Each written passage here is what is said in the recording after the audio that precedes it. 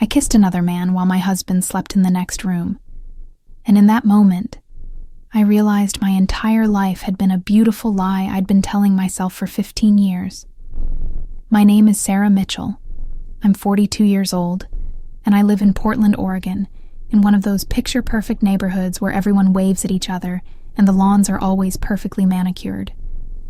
I have 2 teenage daughters, Emma, who's 16, and Chloe, who's 14, a golden retriever named Max, and a husband named David, who works as a financial consultant. From the outside, we were the family everyone envied. The Christmas card family, the family that hosted neighborhood barbecues and never missed a school event. But what nobody saw was how hollow I'd become inside, how I'd been disappearing a little more each day, erasing myself to fit into the role of the perfect wife and mother until I couldn't even recognize my own reflection anymore. It started on a rainy Tuesday morning in October. Portland rain isn't like other rain. It's this persistent drizzle that seeps into everything, making the whole city feel like it's wrapped in gray wool. I was at a coffee shop downtown, waiting for a meeting with a potential client for my freelance graphic design business, something I'd started 2 years ago after the girls didn't need me home full-time anymore. I was reviewing my portfolio on my laptop when someone asked if they could share my table because the place was packed. His name was Marcus Chen, and he had this energy about him that I can only describe as being fully present in his own life. He was 45, a photographer who'd just moved to Portland from San Francisco. And when he talked about his work, his eyes lit up in a way I hadn't seen in anyone in years, maybe ever. We ended up talking for 3 hours. My client never showed up. They'd sent a cancellation email I hadn't checked, but I didn't care. For the first time in what felt like forever, I was having a conversation that made me feel like I existed as more than just someone's wife or someone's mother. Before you judge me, and I know you will because I've judged myself 1,000 times over, you need to understand what my marriage had become. David wasn't a bad man. He didn't cheat, didn't drink excessively, didn't raise his hand to me. He provided for our family, showed up to the girls' soccer games, and remembered our anniversary every year. But somewhere between the mortgage payments and the parent-teacher conferences and the routine of our lives, we'd stopped seeing each other. Our conversations had been reduced to logistics for years. Did you pick up the dry cleaning? Emma needs a ride to practice. The dishwasher is making that noise again. We hadn't made love in 8 months, and before that, it had been sporadic at best. Perfunctory encounters that left me feeling more alone than if we'd never touched at all. If you're listening to this story and you've ever felt invisible in your own life, please hit that subscribe button. I'm sharing the most painful truth I've ever lived through, because I want you to know you're not alone in feeling lost. Help me reach 1,000 subscribers so more people can hear stories that matter, stories that are real. Marcus and I exchanged numbers that day. It was innocent, or at least I told myself it was. We were just 2 professionals networking in a new city. He texted me the next day to share a photo he'd taken of the Portland skyline at dawn, the way the light broke through the clouds in golden streams. It was breathtaking. I responded with a graphic design I'd been working on, a logo for a local nonprofit. He wrote back immediately with thoughtful feedback and genuine enthusiasm. That began our daily exchanges. Photos, design concepts, articles we'd read, thoughts about art and life and everything we'd been too busy to think about for years. 3 weeks passed before we met again. He invited me to an art gallery opening in the Pearl District, an exhibit featuring urban landscape photography. I almost didn't go. I stood in front of my closet for 20 minutes, holding a dress I hadn't worn in 2 years, asking myself what I was doing. David was working late, which had become his default state. The girls were old enough to heat up dinner themselves. I could go, couldn't I? It was just networking, just art, just innocent.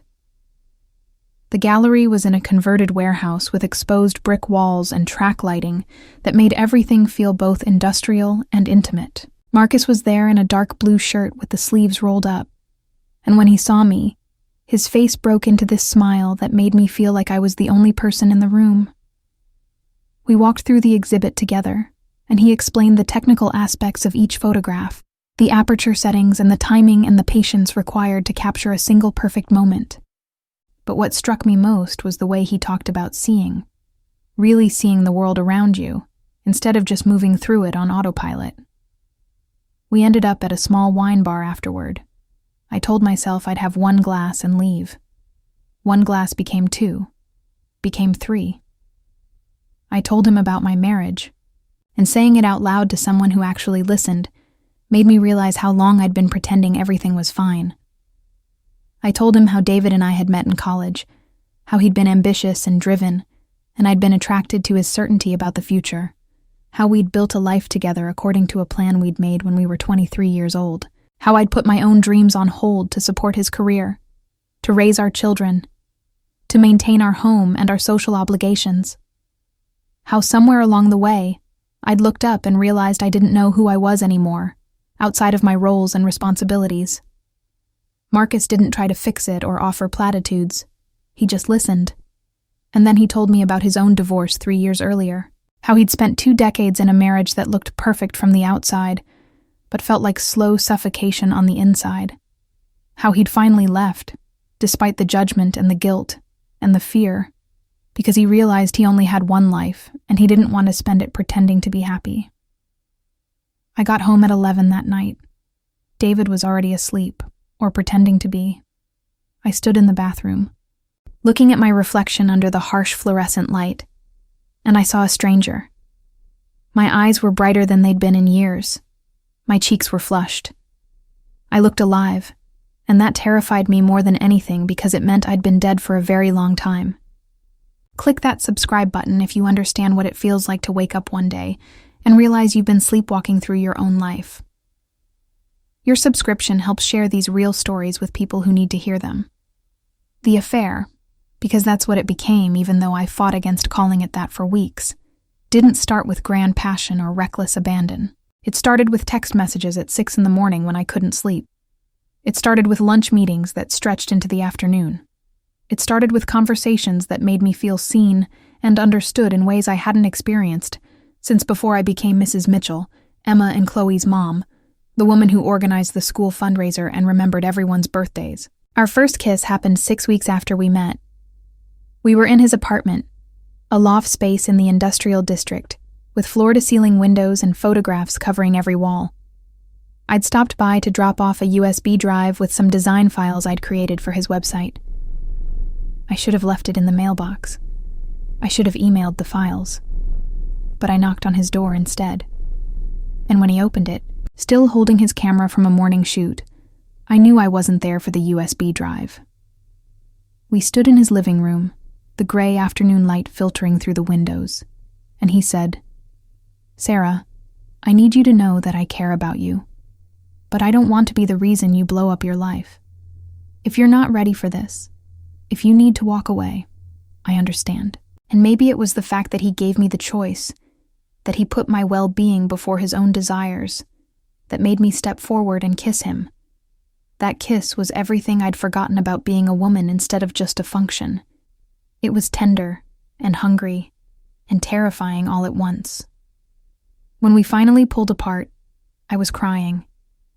He held me while I sobbed into his chest, mourning something I couldn't even name.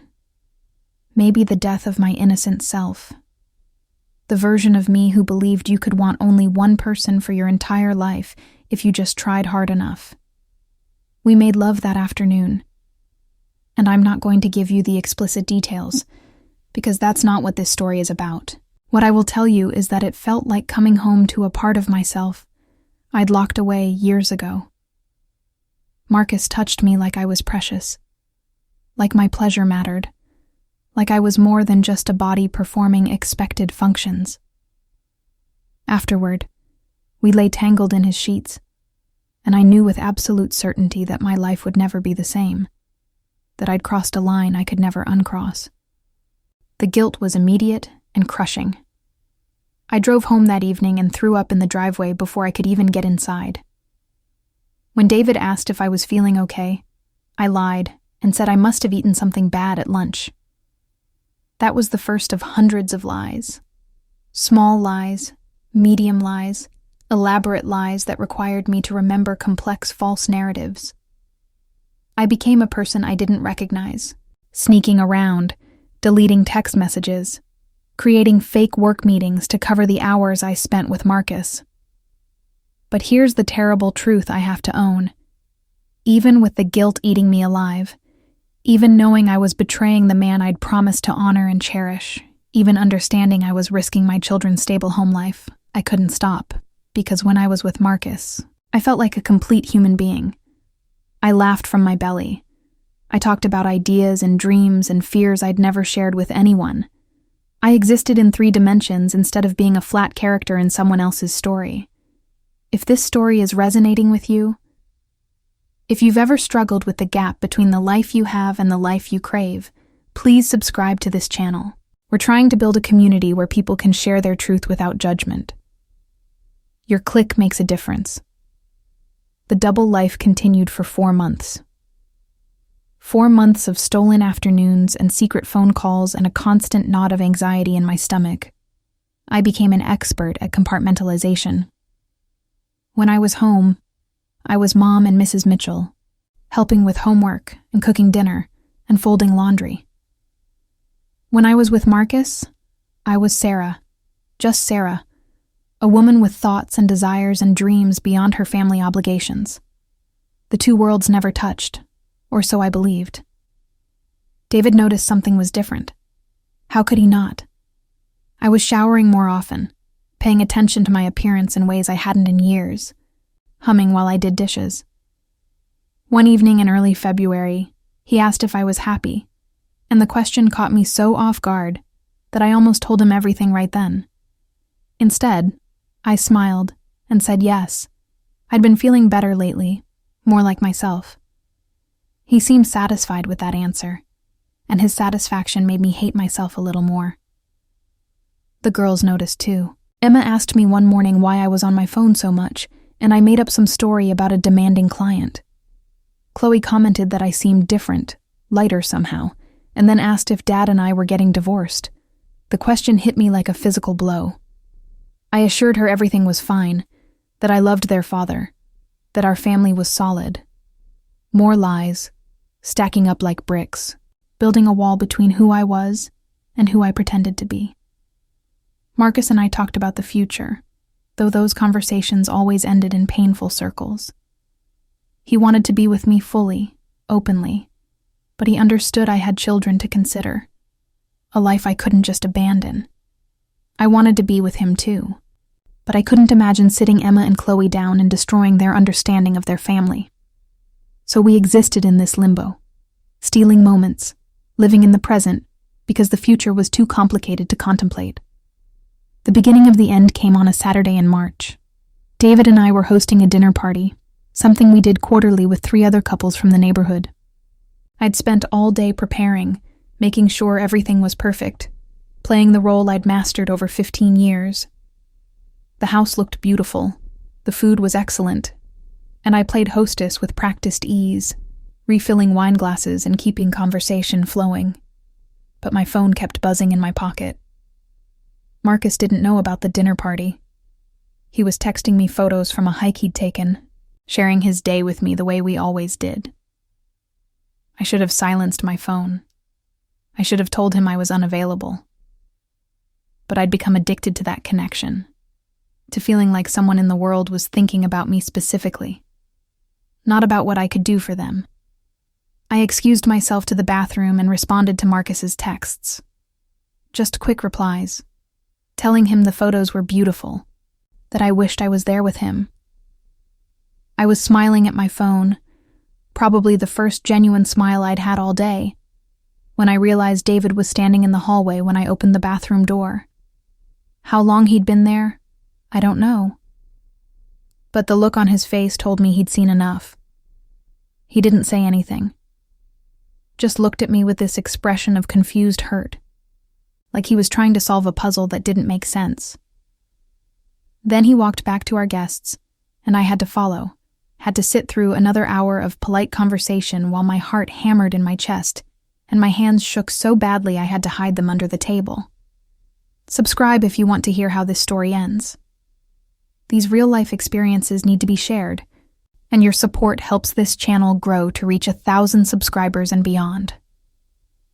After our guests left, after the girls had gone to bed, David and I stood in our kitchen surrounded by dirty dishes and empty wine bottles. The silence stretched between us like a chasm. Finally, he said, "Who is he?" I could have denied it.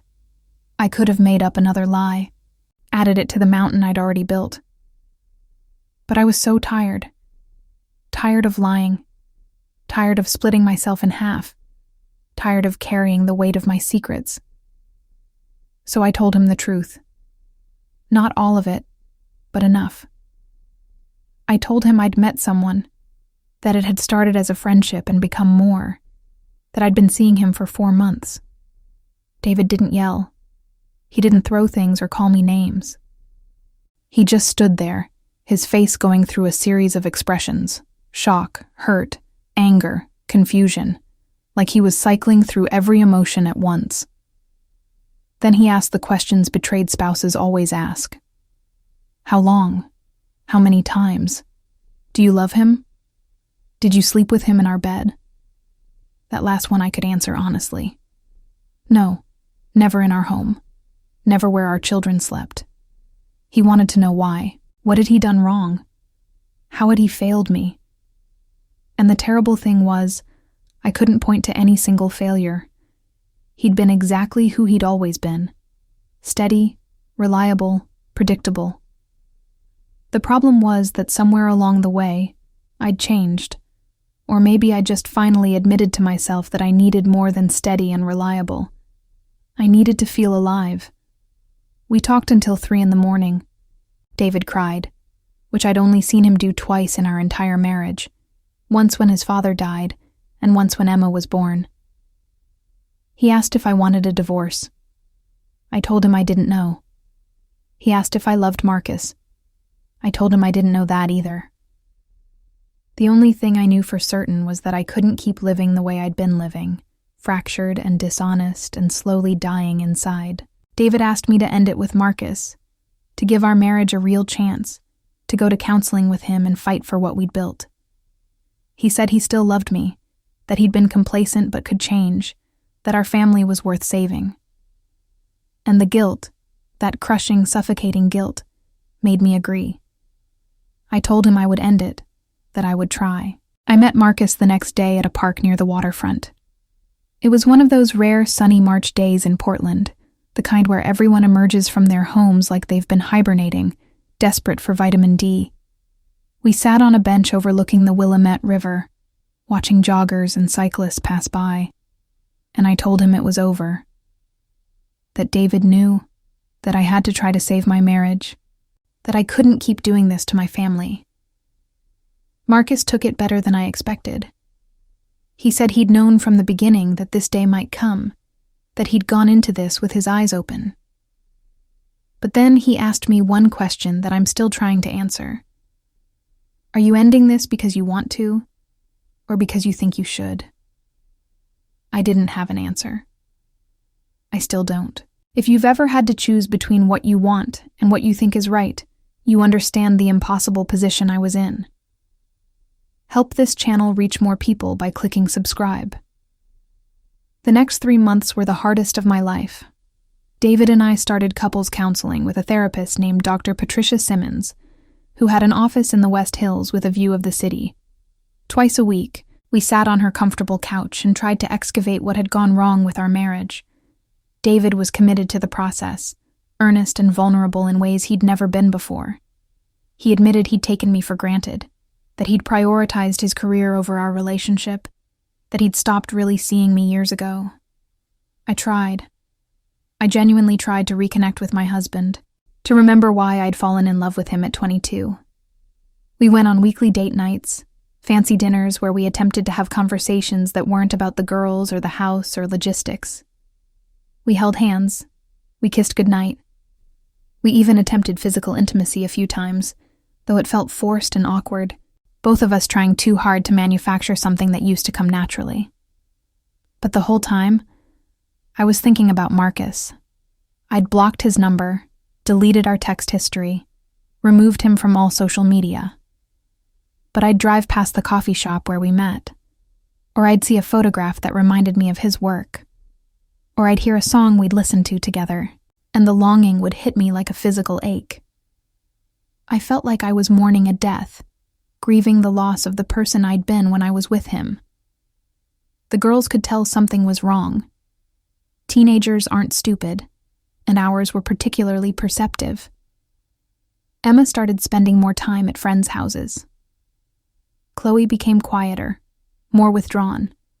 One night, she came into my room after David had fallen asleep and asked me point blank if we were getting divorced. I told her no, that Dad and I were working through some things, but we were committed to our family.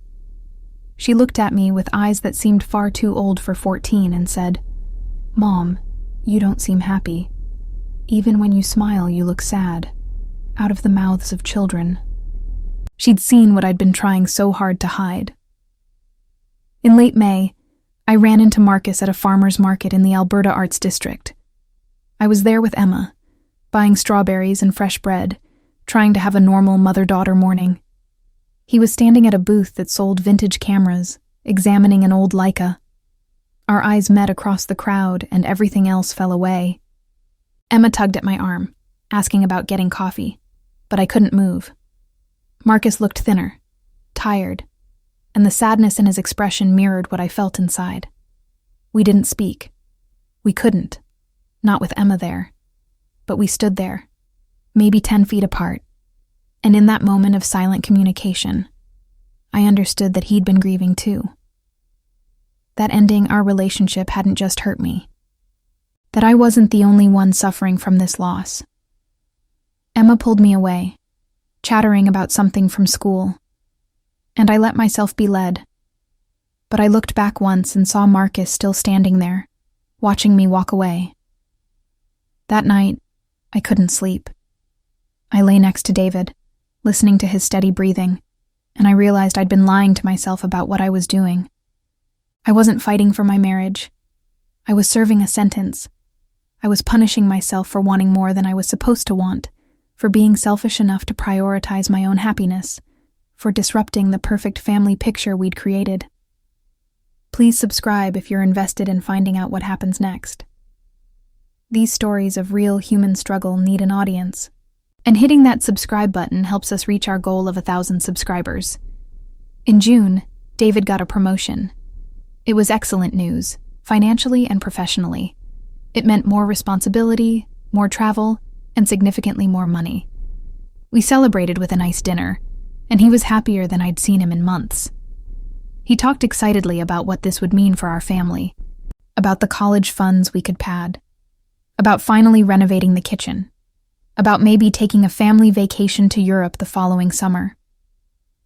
I smiled and nodded and congratulated him, and inside I felt like I was drowning, because I realized that to David, this was success.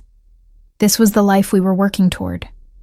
More money, nicer things, better vacations. And there was nothing wrong with that, except it wasn't enough for me anymore.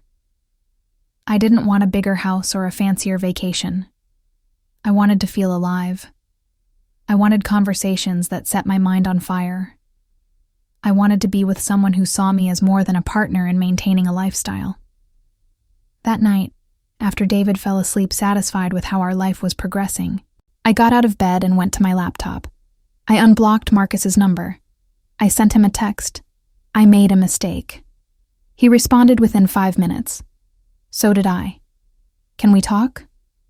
We met the next morning at a different coffee shop, one on the east side where we were less likely to run into anyone we knew. When I walked in, Marcus stood up from his table, and the relief on his face was palpable. We sat down, and for a long moment, neither of us spoke. Then he reached across the table and took my hand, and I started crying. I told him everything.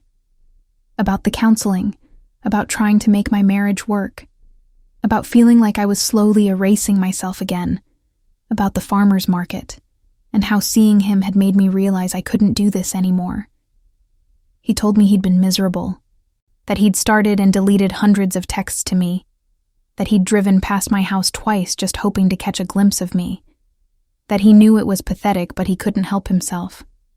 We talked about what it would mean if we tried to be together for real. Not stolen afternoons and secret meetings, but an actual relationship. It would mean I'd have to leave David. It would mean telling my daughters that their mother was breaking up their family. It would mean being judged by every person in our social circle. It would mean upending every aspect of my comfortable, secure life for something uncertain and terrifying. Marcus said he would wait, that he would give me however much time I needed to figure out what I wanted. But he also said something I'll never forget. Sarah, you can't set yourself on fire to keep other people warm. At some point, you have to choose to live your own life, even if that makes you the villain in someone else's story. I went home that day knowing I had a decision to make. Not today, not tomorrow, but soon. I couldn't keep living in this limbo, hurting everyone, including myself. The confrontation came sooner than I expected. David found a journal I'd been keeping, something Dr. Simmons had recommended to process my feelings. I'd been careless, left it on my nightstand instead of hiding it in my car. In it, I'd written about seeing Marcus at the farmer's market, about my confusion and pain, about not knowing if I could stay in my marriage. David read it while I was at the grocery store. When I came home, he was sitting at the kitchen table with the journal in front of him, his face a mask of betrayal and rage. Emma and Chloe were at school. It was just us and the wreckage of our marriage. He didn't yell. He was eerily calm. He said, "You never stopped seeing him, did you?" And technically, I hadn't seen Marcus again until the week before. But in my heart, I'd never let him go. So I said, I ended it physically. But no. I never stopped thinking about him. David's composure cracked. He stood up so fast his chair toppled over. He said things I'd never heard him say before, called me selfish and cruel and a liar. He said I'd made a fool of him, that he'd been trying so hard to fix us while I'd been pining for another man. He said I was a terrible wife, and an example of what mothers shouldn't be. His words landed like physical blows, and I deserved every one of them. But then he said something that changed everything. You know what the worst part is? I'm not even surprised. I've known for years that you weren't happy. I just kept hoping you'd learn to accept what we had, that you'd stop wanting more than I could give you. And there it was. The truth we'd both been avoiding. David had known I was unhappy for years, and had hoped I'd just accept it. He'd known he wasn't enough for me, and instead of addressing it, he'd hoped I'd shrink myself down to fit the life we'd built. Hit subscribe if you understand how complex relationships can be, how two people can love each other and still be completely wrong for each other. Your subscription helps stories like this reach people who need to hear them. That conversation ended with David telling me he wanted me out of the house. Not forever, he clarified, but for a while. He needed space to think, to figure out if he could ever forgive me, if he even wanted to try. I packed a bag and checked into a hotel near the airport, a generic room that smelled like cleaning products and other people's lives. I called Marcus from that hotel room. I told him what happened, that I'd been kicked out, that my marriage was probably over. He offered to come get me, to let me stay with him, but I said no. This was something I needed to sit with alone. I needed to understand what I'd done, who I'd become, and who I wanted to be moving forward. I spent 3 days in that hotel room, ordering room service, and watching mindless TV and crying until I thought I might dehydrate. I thought about my daughters and how I'd have to explain this to them. I thought about David and all the years we'd spent building a life together. I thought about Marcus and whether a relationship that started in betrayal could ever be healthy. I thought about myself and whether I was brave enough to choose happiness over security. On the 4th day, David called. He said the girls were asking questions, that we needed to have a family meeting, that I needed to come home. So I checked out of the hotel and drove back to the house I'd lived in for 12 years, the house where my daughters had learned to walk, where we'd celebrated birthdays and holidays, where I'd slowly become invisible. Emma and Chloe were sitting on the couch when I arrived, David in the armchair across from them. They looked scared, their eyes darting between their parents, trying to read the situation. I sat on the other end of the couch from the girls, maintaining distance because I didn't know if I had the right to comfort them when I was the cause of their fear. David let me explain.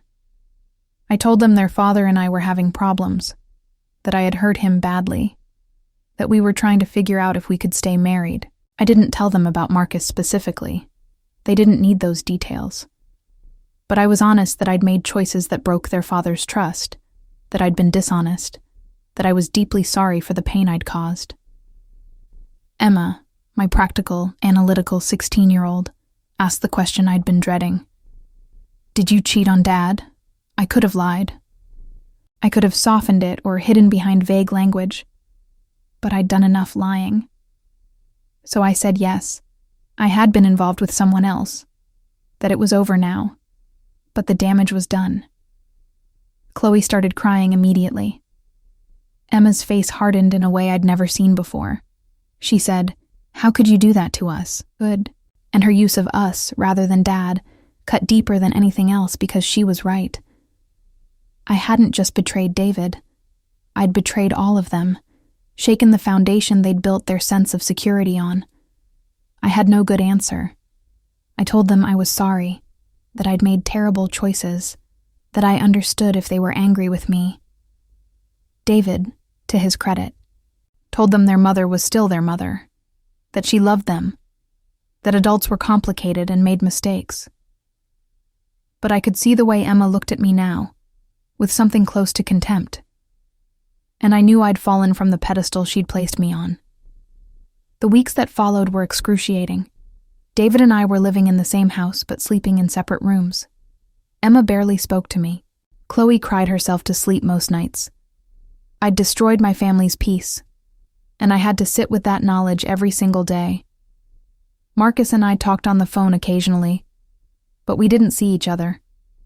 He understood I was in crisis mode, that my priority had to be my children, that we couldn't move forward until I'd dealt with the mess I'd created. He was patient in a way I didn't deserve, given that I'd dragged him into this situation. If you're still listening to this complicated, messy story, please click subscribe. Real life isn't simple, and these stories of human failure and struggle need to be shared. Help us reach 1,000 subscribers. In late July, something shifted. David and I were sitting on the back deck after the girls had gone to bed, drinking wine in silence, when he said, "I don't think I can forgive you." Not really. I'll probably always wonder where you are and who you're with. I'll always doubt whether you're being honest with me. That's not a way to live. I appreciated his honesty more than any false hope. I said, "I don't think I can become the person you need me to be. I'll always feel like I'm suffocating, like I'm pretending to be satisfied with something that isn't enough. That's not fair to you." We sat with that truth for a long time. Then David said something that surprised me. "I think we gave each other exactly what we needed when we needed it. You gave me stability when I was building my career. I gave you security when you wanted to start a family. But people change. What we needed at 23 isn't what we need at 42. And maybe that's okay. Maybe we can acknowledge that we were right for each other once and wrong for each other now." It was the most mature, compassionate thing he could have said, and it made me love him in a way I hadn't in years. Not romantic love, but deep appreciation for the person he was, for the life we'd built, for the children we'd raised. We cried together that night, mourning the death of our marriage while acknowledging it had already been gone for a long time. We told the girls the next week that we were separating. They took it better than I expected, maybe because the tension in the house had been so thick that separation actually felt like relief. Emma asked if it was because of the cheating, and I said yes, that was part of it. But also your father and I had grown apart, and staying together wasn't healthy for anyone. David was generous in the divorce negotiations. He didn't try to take the kids from me or punish me financially. We agreed to joint custody, week on and week off, with flexibility for the girls' schedules. We'd sell the house and split everything down the middle. It would be finalized by the end of the year. I moved into a small apartment in the Hawthorne district, a 2-bedroom place with hardwood floors and big windows that let in lots of light. It was nothing like the house I'd lived in for 12 years, but it felt like mine in a way that house never had. I painted the walls colors I loved, hung art I'd chosen, bought furniture that reflected my taste rather than what looked good for entertaining. Subscribe now if you want to know if I chose to be with Marcus or if I chose to be alone. Your support means everything. The question everyone probably wants answered is, did I end up with Marcus? The truth is more complicated than a simple yes or no. After the separation, Marcus and I did try to have a real relationship. We went on actual dates, were seen together in public, didn't hide from anyone. And it was wonderful in many ways. He was everything David wasn't, attentive and passionate and interested in me as a complete person. We traveled together, spent entire weekends in bed talking and laughing and making love. He met some of my friends. I met his son from his previous marriage. But there was always this shadow over us, this knowledge that our relationship was built on the wreckage of my marriage. Even though David and I would have likely ended eventually anyway, even though our marriage had been dying long before Marcus arrived, the timing of it all left a stain. Sometimes when Marcus touched me, I'd think about the first time we'd kissed while David slept in the next room, and I'd feel sick with guilt all over again.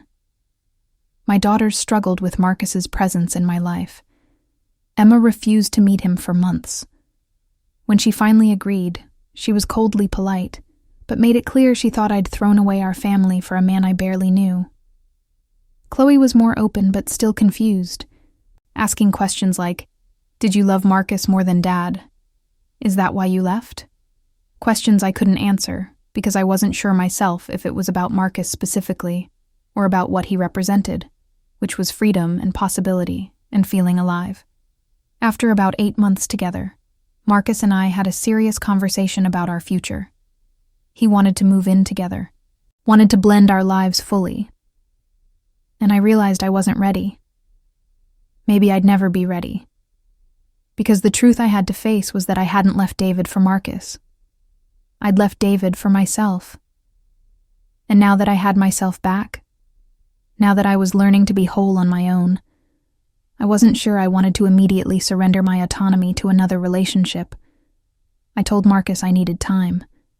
He was hurt, understandably. He said he'd been patient, had waited while I sorted out my divorce, had dealt with being the other man, and now that we could finally be together openly, I was pulling away. I couldn't explain it in a way that made sense to him because I wasn't sure I understood it myself. I just knew that I'd spent 15 years defining myself through my relationship to David, and I didn't want to immediately start defining myself through my relationship to Marcus. We broke up in March, almost exactly a year after I'd first ended things with him in the park by the river. It was painful, but also somehow right. We cried and held each other, and acknowledged that we'd been exactly what the other needed at a specific moment in time, but that didn't mean we were meant to be together forever.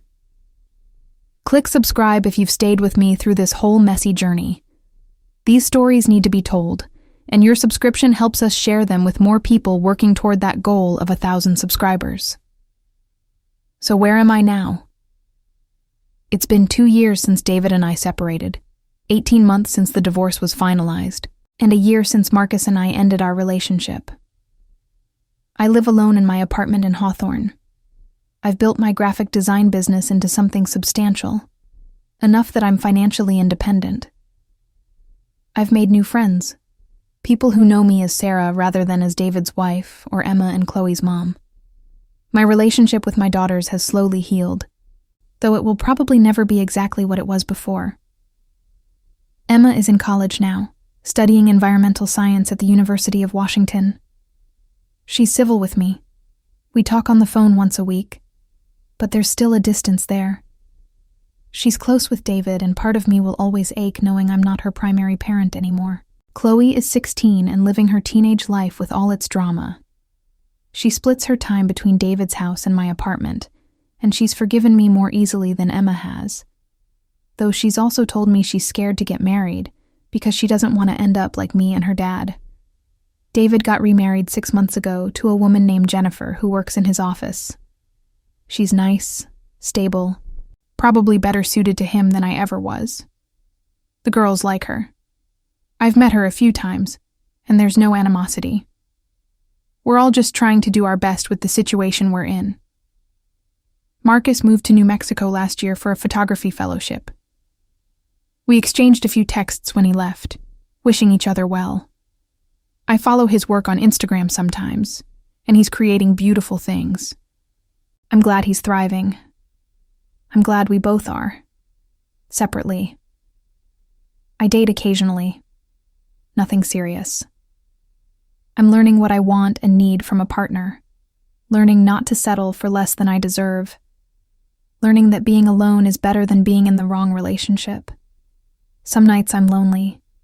Some nights I question every choice I made. But most nights, I sit in my apartment with a cup of tea, and my dog Max and I feel something I didn't feel for years. Peace. The guilt hasn't disappeared. I don't think it ever fully will. I hurt people I loved. I made choices that caused pain. I became the villain in my own family's story, but I also saved myself from a life of quiet desperation. I chose to be alive instead of just existing, and I'm teaching my daughters, even through my failures, that women are allowed to want more, to change their minds, to prioritize their own happiness. If you've made it to the end of this story, thank you for listening without judgment, or at least for listening despite your judgment. Please hit that subscribe button one last time to help this channel reach 1,000 subscribers and share more real stories of complicated people making complicated choices. The question people always ask when I tell them any version of this story is, do you regret it? Do you regret the affair? Do you regret ending your marriage? Do you regret hurting your family? And the honest answer is, I regret the pain I caused. I regret lying and sneaking around and handling everything in the worst possible way. I regret that my daughters had to suffer because of my choices. If I could go back and handle it differently, I would have been honest with David years earlier about my unhappiness, would have suggested counseling or separation before I ever betrayed his trust. But do I regret leaving? Do I regret choosing myself? No. Because the alternative was spending the rest of my life as a ghost in my own body, performing happiness for an audience that never looked close enough to see I was dying inside. I loved my family. I still love my family, even in its broken, rearranged form. But Marcus made me feel alive, and that feeling showed me what I'd been missing, what I'd been denying myself. He wasn't my sin. My sin was believing I didn't deserve to feel alive, that my duty to others should always supersede my duty to myself. I'm 44 now. I have gray hairs I don't bother dyeing and laugh lines around my eyes. I have a small apartment and a growing business, and a relationship with my daughters that's healing slowly. I have scars from the choices I made, but I also have something I didn't have before: authenticity. I know who I am now. Not someone's wife, not someone's mother, just me, Sarah, a woman who made terrible mistakes and is still learning and growing and trying to do better. That's my story. It's not pretty or redemptive in any traditional sense. There's no neat moral at the end. I can't tell you I'm happier now, or that everything worked out for the best. What I can tell you is that I'm real now in a way I wasn't before. And some days, that's enough. Thank you for listening. Please subscribe, leave a comment if this story resonated with you, and remember that life is messy and complicated and none of us are getting through it without making mistakes. The question is whether we learn from them.